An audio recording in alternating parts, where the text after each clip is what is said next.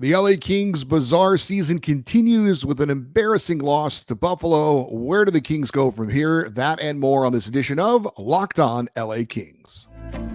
You are Locked On Kings, your daily podcast on the Los Angeles Kings, part of the Locked On Podcast Network, your team every day.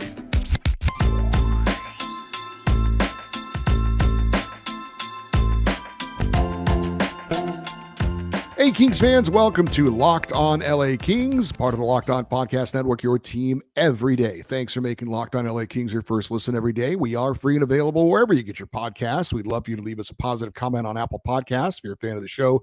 And we are on YouTube. Please like and subscribe if you're enjoying this content. I'm Eddie Garcia, your host of Locked On LA Kings. I've worked in sports media for the past 30 years, 20 plus years at the Fox Sports Radio Network, also co-host of the Puck Podcast, a weekly NHL review show that's been putting out content for the last 17 years, and a passionate LA Kings fan for over 30 years. Today's episode is brought to you by Gametime. Download the Gametime app, create an account, and use the code LOCKEDON for $20 off your first purchase. Well, the LA Kings started off their 4-game road trip by pooping the bed in Buffalo. I would curse on this show if I could, but I can't, so I will say poop.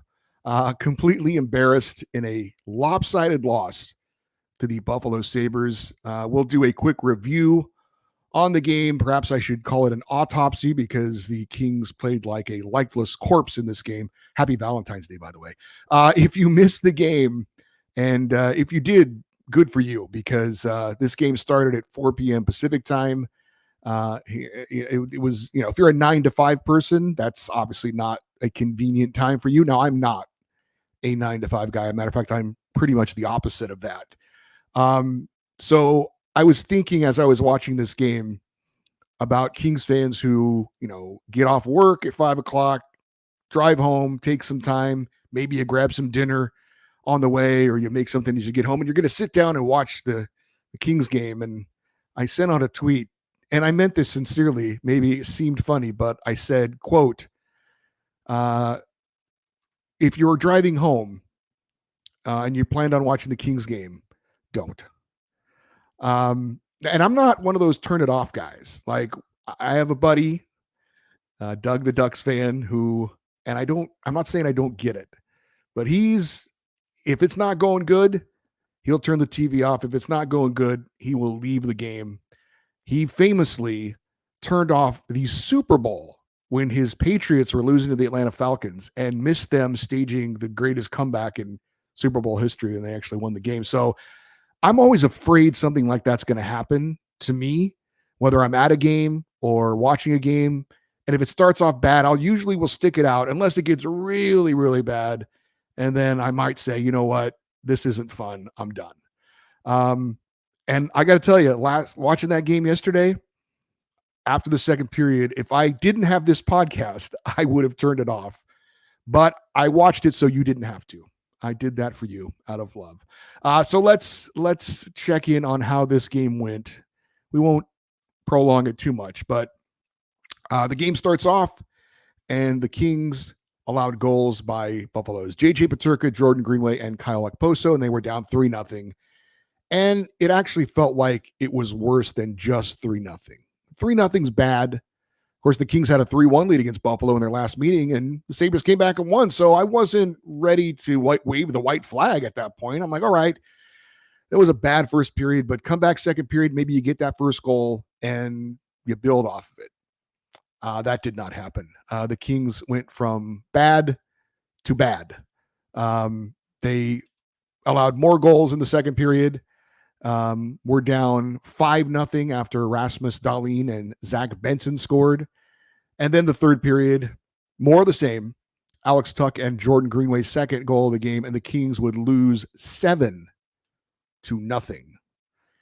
Kings starting goalie David Rittich allowed 5 goals on 17 shots. He got pulled after the second period. Cam Talbot came on, allowed 2 goals on 7 shots, including allowing a goal on the very first shot he saw. And it was just whether you were a forward, a defenseman, or a goaltender for the LA Kings, it was bad. As for the game stats in this one, the Kings actually looked better on the stat sheet than they did on the scoreboard. 7-0 But they outshot Buffalo 33-24. The power play, though, 0 for 3, while Buffalo was 1 for 2. Faceoffs favored the Kings 30-19. Block shots did favor Buffalo 25-10. And hits favored the Kings 22-13. Usually we have our pluses and minus segment after a Kings loss. We're not going to do that because there were literally no pluses.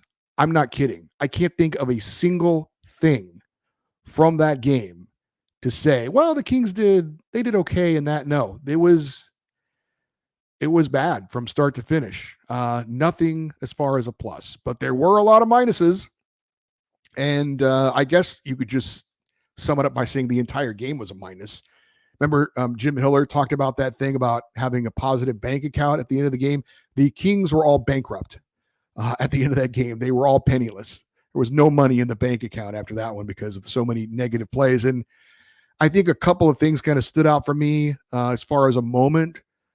Drew Doughty, your Hall of Fame defenseman, one of the greatest defensemen in Kings history. He passed the puck deep in his own zone up the middle. It was easily intercepted and turned into an immediate goal. And then Anze Kopitar, maybe my favorite all-time King, the captain of the team, he was a -6 in this game. That's hard to fathom for a guy who was thought at one point this year to be a Selke Trophy frontrunner. That game alone might take him out of consideration. And look, I'm not blaming it on those two guys at all. There is plenty of blame to go around for everyone.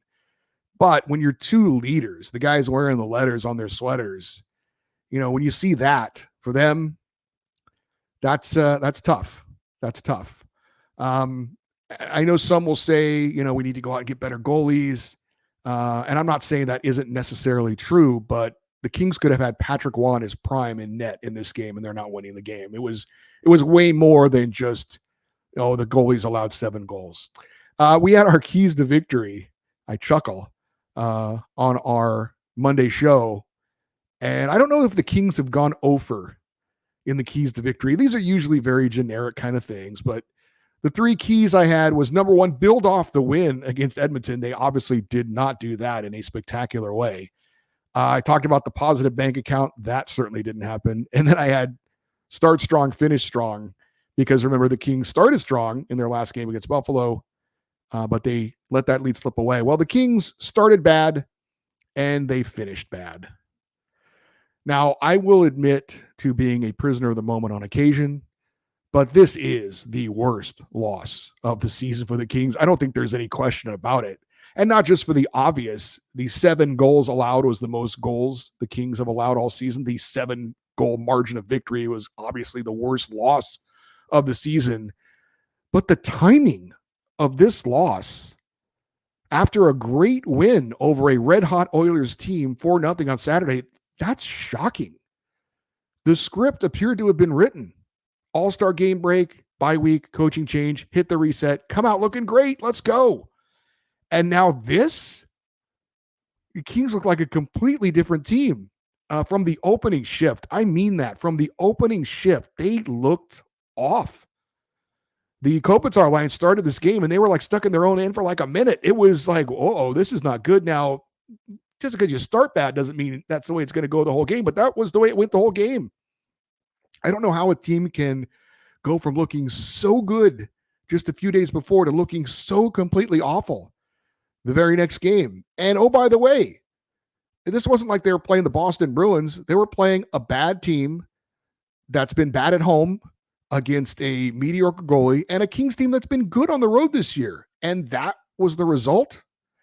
I'm shaking my head. I guess it's why I think that sports is the greatest reality TV, because sometimes it doesn't make sense and you can't predict what's going to happen. And I did not see this coming. Maybe this is the LA Kings. Maybe this is their season in a nutshell, right? Team that looked amongst the best of the best earlier in the season, and then now lately has looked average to bad. Maybe the inconsistent Kings are exactly who this team is. Maybe we shouldn't be surprised by this. Maybe I'm the dummy. Now, the good news is, and is there good news? Actually, kind of. I know silver lining thing, whether you lose 1-0 or 70-0, it's still just one loss. And I don't blame anyone for after this loss feeling like they have no faith in this team. I totally get that. It was that bad of a loss. But again, it is just one loss. The team can't make this out to be bigger than it is. Maybe the fans can, because that's what we do as fans. But the team has to continue forward. They've got big games coming up. They're still in a playoff spot. We'll talk about that more, the details on that. But man, I didn't see that coming. And that was awful. There's no other way to describe it. Absolutely awful. Now, where do the Kings go from here, both as a team and from a management standpoint? We'll talk about that next here on Locked On LA Kings, your team every day. You shouldn't have to worry when you're buying tickets to your next big event. I don't, because I use Gametime, the fast and easy way to buy tickets for all the sports, music, comedy, and theater events near you. I use Gametime to buy tickets to NHL and NFL games this season, and I am a very satisfied customer. The app is easy to navigate. They've got killer last-minute deals, all-in prices, and the best prices guaranteed. Gametime is the only ticketing app that gives you a complete peace of mind with your purchase. I love that you can view your seat before you buy it, so you know exactly the view you're going to get when you purchase that seat. Gametime takes the guesswork out of buying tickets. All-in prices show you the total up front, so you know you're getting a great deal without any hidden fees. Buy tickets in seconds with 2 taps on the app. Just download the Gametime app, create an account, and use the code LOCKEDONNHL for $20 off your first purchase. Terms apply. Again, create an account, redeem the code LOCKEDONNHL, LOCKEDON NHL, for $20 off. Download Gametime today. Last-minute tickets, lowest price, guaranteed. Hey, Locked On has launched the first ever national sports 24/7 streaming channel on YouTube, and now you can also find it on Amazon Fire TV. Locked On Sports Today is here for you 24/7, covering the top sports stories of the day with local experts on Locked On, plus our national shows covering every league. Find Locked On Sports Today on Amazon Fire TV. Well, where do the Kings go from here? Well, from a team standpoint, you just go forward. You put your head down and you keep working. That's the only thing you can do. Now, it looks like the Kings are going to switch things up, going to make some line changes. We'll get into that more on tomorrow's show when we preview that Kings-Devils matchup. And that should be, maybe that's the game of the day on Thursday, because you got two teams desperate to get points. The Devils right now are out of a playoff spot, but they need wins desperately. They've been inconsistent. They were thought to be a certain playoff team this year, and the Kings, of course, holding on to a playoff spot. So we'll see how that goes. But as far as Jim Hiller, he's only been on the job for 2 games, but he's seen the Kings play up and down hockey, but even this one had to be a surprise to him. So what did the Kings interim head coach have to say after this game? Well, he said, quote, I talked about it the other night. The guys had fun, and it was a fun night. No fun today. No fun, and we're not going to do that. We're not going to play like that. We're going to have energy. We're going to recommit to our identity, which I said was checking. You saw it. We got away. I don't know why. We'll figure it out. We'll go through the tape. We'll talk to the guys. We'll get to the bottom of it, and we'll correct it, and we'll get going again. Again, that was Kings interim head coach Jim Hiller talking about that loss to Buffalo. And you could argue, well, what else is he going to say? He has to say that. But it is the truth. The Kings as a team have to put this in the rearview mirror. As I said, it is just one loss. It can't make it bigger than what it is, even though it was ugly and even though it was embarrassing. Hopefully, as professionals, they are motivated by this to not have something like this happen again. Because they, in the last 2 games, they've certainly seen the highs and the lows are not any fun, and they need to correct it, and they need to get going the very next game. As for GM Rob Blake, he said in his press conference when he announced that Tom McClellan was being dismissed, quote, everything we dictate from this point and from this going forward is based off wins and losses, end quote. And at the time, I'll admit, I didn't really get what he was saying. I'm like, what else would you base things on other than wins and losses? But maybe he was giving us a glimpse into how the Kings are going to have to handle things up until the trade deadline. which is coming up on March the 8th. And that's the big question for the LA Kings right now. 12 games between now and then. If the Kings are the team we saw against Buffalo, then the decision is easy. If they're awful the rest of the way and they can't win games, then as disappointing as it is, you got to be a seller at the trade deadline. You got to cut your losses and be realistic about where this team is and try and reset for next year. Now, doing it with a GM who's looking to save his job is an interesting call. But the problem is the Kings have pretty much said all season long that they're all in this season. Now, I'm not saying they're going to trade away a Quentin Byfield to try and do some desperate move to salvage the season or something like that. But they've talked about it before the season. They've talked about it during the season. We've talked about it. The Kings are expected to be a playoff team, and the goal is to advance in the playoffs. Now, this was supposed to be the season where the Kings took that next step. Now, it's still possible. Even after that loss, I'm not ready to throw in the towel on this team. And it was a terrible loss. But I still think the Kings should make the playoffs. This team has spent to the cap. They've made a coaching change. They have a GM that's going to lose his job if they don't make the playoffs. And probably if they don't do something in the postseason as well. How is that team going to be a seller at the deadline if they're still in a wild card spot? It's not going to happen.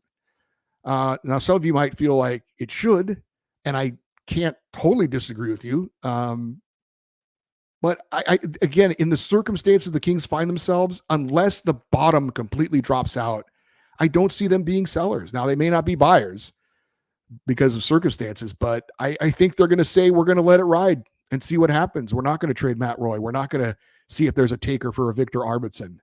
We're not going to ship out Blake Lizotte or Arthur Kallio. I mean, I don't know. We'll see. But, there was an old TV show. I'd like to think it's not old because it didn't seem like it was that long ago I was watching it. But there was an old TV show called The X-Files. And they had like a tagline after the opening credits. And it said, "I want to believe." And that's me right now. I want to believe. But I'm also questioning it. Is it a pipe dream? Am I being realistic? After that Buffalo loss, I'm not completely sure. Now, again, maybe things become a lot clearer in the next 12 games. But because the way the Kings played earlier this season, that's why I still believe. And that's why I think some of you probably still believe too. Now, some experts and even those in the Kings organization are, I think, willing to let this thing play out. But I also don't think it's out of balance for those of you that think this team isn't going anywhere.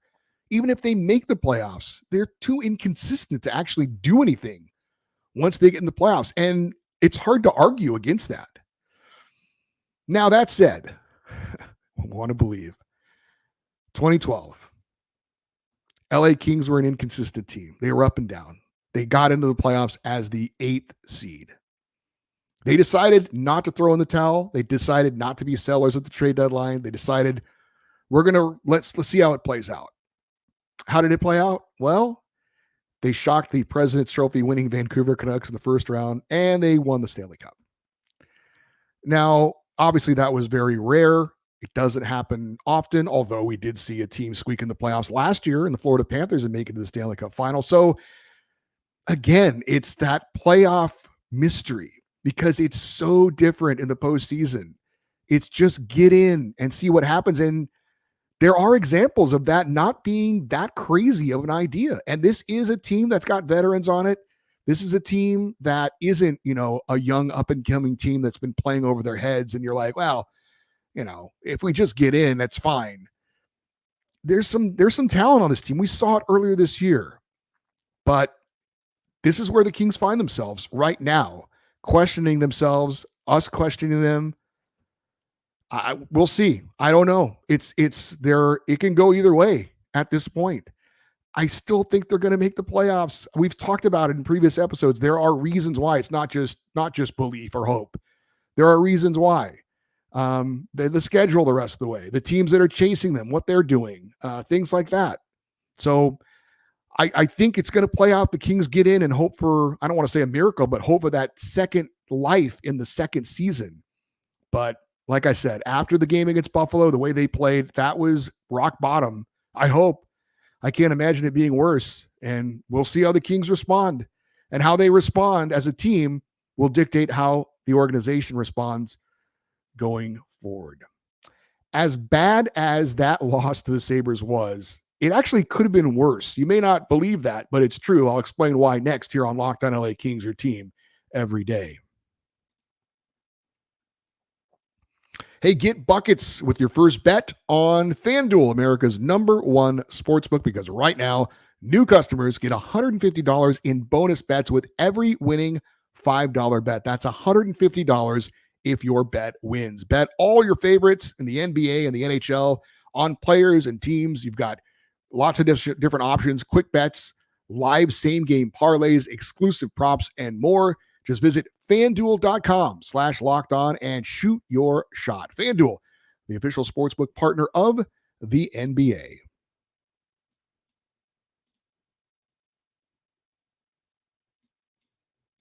Hey, the LA Kings look to get that awful taste out of their mouth, and likely will welcome back Victor Arvidsson coming up this Thursday, 4 p.m. Pacific time in New Jersey against the Devils. Huge game for the Kings. Catch every moment of the hometown broadcast of your LA Kings with Sirius XM on the SXM app. Just search LA Kings. Well, I mentioned it actually could have been worse. The Kings lost. Not that the game itself could have been worse, but the circumstances surrounding it actually could have been worse. Checking the results from Tuesday's games that affect the Kings' playoff positioning. The St. Louis Blues lost to the Maple Leafs 4-1. The Nashville Predators lost to the New Jersey Devils 4-2. Now, the Kraken did beat the Islanders 2-1 in a shootout, and the Oilers did down the Red Wings 8-4. But those two teams immediately chasing the LA Kings did not gain any ground because they both lost in regulation. Now, the Oilers did win, so they've got 63 points in third place in the Pacific. The Kings hoping to maybe have an outside shot to catch the Oilers. Unlikely the way things are going right now, but the Kings have now dropped 5 points back of Edmonton for third place and an automatic playoff spot. St. Louis, as I mentioned, no points with their loss to Toronto, so they're still at 58 points, same number as the Kings. Kings have still played 2 fewer games than St. Louis, so they hold the tiebreaker and the #1 wildcard spot. The Blues are the #2 wildcard team. Nashville lost, did not gain any ground. They're at 56 points, so they're still 2 back of the Blues and the Kings. Calgary is still 3 points back, 55 points. They didn't play last night. And then Seattle did win, so they've got 54 points, so they're 4 points back of the Kings. So it is getting a little bit more compacted, a little bit more crowded as far as the number of teams that are involved now looking for a playoff spot. But the Kings right now still have the #1 wildcard spot. They still have the tiebreakers, having played fewer games. So that is some good news for the moment. Now, coming up tonight, no scoreboard watching. There are no games of interest tonight for the LA Kings. None of the teams they're competing with for a playoff spot or a wildcard spot are in action. So the Kings, again, still the #1 wildcard team going into their game Thursday in New Jersey. And if the playoffs started today, same scenario as it was and has been the last few days. Kings #1 wildcard team, they would face the Dallas Stars in the first round of the playoffs. Dallas is still leading the Central Division. All right, coming up tomorrow, huge game against the New Jersey Devils. As I mentioned, we're going to preview that game coming up tomorrow for you everydayers, those of you that listen and watch Locked On LA Kings every day. We're going to give you the details on this New Jersey team. It is very interesting. Old King Tyler Toffoli over there trying to lead that team into the playoffs. They've been as perplexing as the LA Kings this year, maybe a little bit more so because they haven't really been in a playoff spot all year. But they are coming on a little bit of late. They just got their star player, Jack Hughes, back, and they are looking for a push to get into the playoffs here late in the season. Of course, the Kings looking to get back on track. Victor Arvidsson ready to return, looking to hold on to a playoff spot. If you're looking at the schedule tomorrow, it might be the big game of the day considering what's at stake for both teams. So looking forward to previewing that game tomorrow, giving you some detail on the New Jersey Devils, talking about the Kings lineup changes, which they are apparently going to have as well. All that coming up on tomorrow's episode of Locked On LA Kings. Of course, we've got our usual Friday feedback show. If you want to talk about anything going on with the Kings, we welcome your feedback. Feedback at, actually, it's Locked On Eddie is the email address. Locked On, I should know it by now. LockedOnEddie@gmail.com, EDDIE. That's where you can send an email for our Friday feedback show. Always love for you guys to leave your comments on the YouTube episodes as well. And we'd love for you to stay interactive with the show by following us on social media, X, Twitter, also Instagram. We are at Locked On LA Kings. All right. That game's over. We'll put it in the rearview mirror. Time to move on. And we're on to New Jersey. I'm Eddie Garcia. Thank you as always for listening and watching this episode of Locked On LA Kings, part of the Locked On Podcast Network, your team every day. Have a great rest of your day. Happy Valentine's Day. And we will talk to you on Thursday. And as always, go Kings go.